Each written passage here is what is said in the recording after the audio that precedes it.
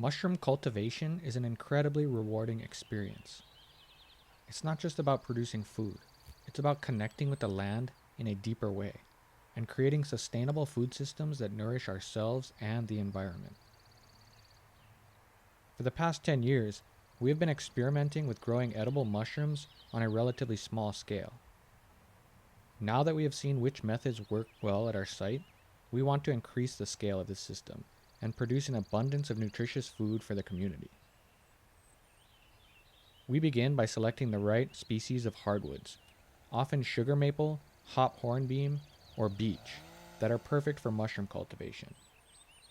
These trees are abundant around here and can be cut down according to our long-term forest management plan that maintains ecological health. After felling the trees, we cut them into manageable logs.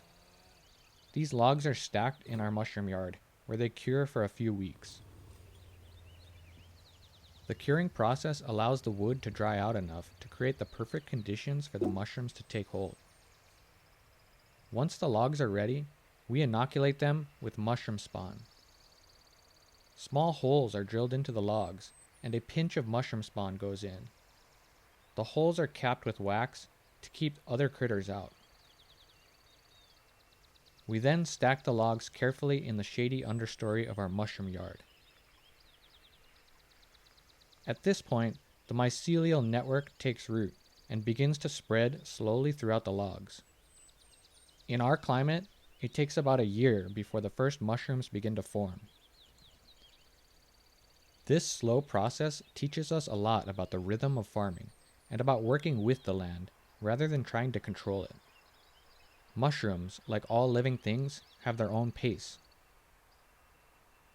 Then, on a warm summer day, after a few days of rain, hundreds of delicious mushrooms emerge all over the logs.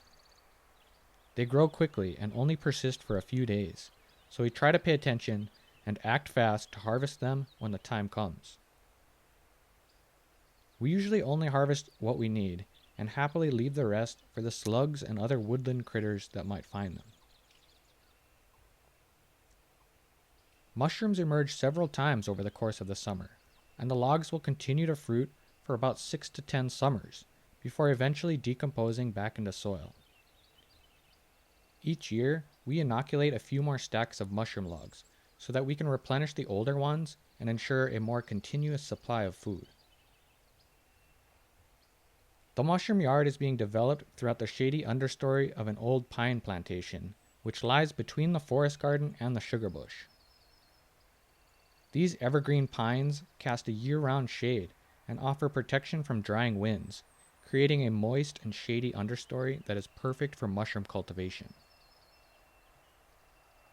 This work involves removing any dangerous or leaning trees, fallen branches, and other debris. The goal is to generally clear out the understory, make room for more mushroom logs, and expand deeper into the surrounding forest. Ultimately, we hope to develop the mushroom yard into a more established and productive part of the farm. This practice integrates food production into the surrounding forest, creating a cultivated space where humans, wildlife, and the land itself can thrive together. It provides a fresh and nutritious source of food for our community and connects us to a living ecosystem that has evolved for millions of years. The entire process is a form of reciprocity. We take care of the land, and the land takes care of us. By growing our food in this way, we're fostering a strong land ethic and sense of place, as well as a deep respect for the interconnectedness of all things. We're excited to continue this practice, adapting and learning more each year. As time goes on, I will continue to document and make updates as we develop this area of the farm. My question to you is, what other ways can we practice sustainable and ethical food production on the land? How can we connect with the ecosystems around us?